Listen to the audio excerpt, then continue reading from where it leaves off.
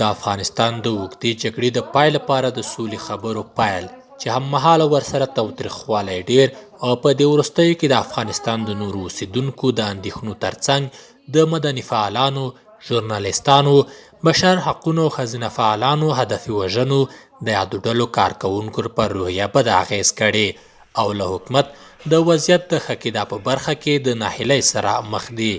په همدې موخه نن د افغانستان د مدني ټولنې مجتمع له لوري د سولې په برخه کې د ښځو او مدني فعالانو د رول پر کنفرانس کې د ملي پخلاینې عالي شورا مشاور محمد حکمت په خپلو څرګندونو کې وویل چې د سولې په پروسه کې د هیڅ ډول معاملې کولو اجازه نه ورکوي.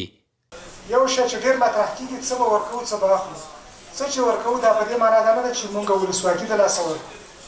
دا په دې معنا نه ده چې مونږ 20 کاله وروسته لاړ شو.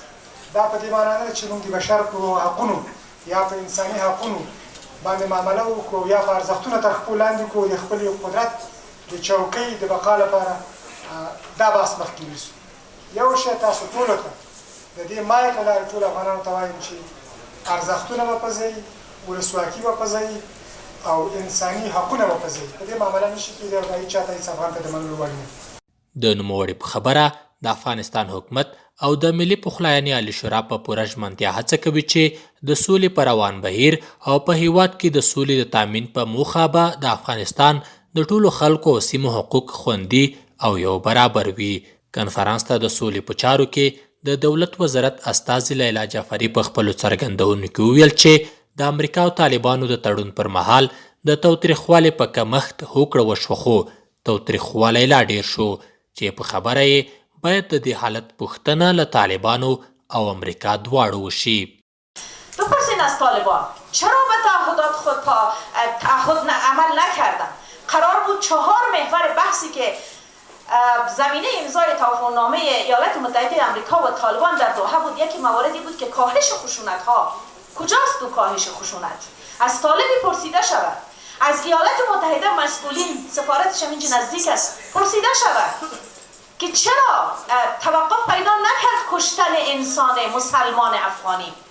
جعفري ډاډ ورکوي چې د سولې په برخه کې د افغان دولت هڅې عادلانه دي او په ټول توان سره هڅه کوي ترڅو د ټولو افغانانو لپاره په هېواد کې د سرتاسري سولې د تامین په موخه خپلې هڅې لا ګړندۍ کړي.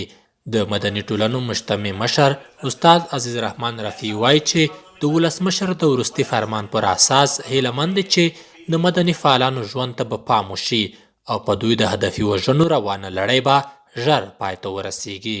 تا به حال کدام کمک بسیار جدیه که بتواند تامین امنیت روانی و فیزیکی همکاران ما را بکنه انجام داده نشده. خیلی امیدوار هستیم که با مکانیزمی که جدیداً تحت فرمان رئیس جمهور توشیح شده بتوانیم یک نظام را یا یک وضعیت را به وجود بریم که همکاران ما در یک امنیت فیزیکی و روانی قرار بدیم.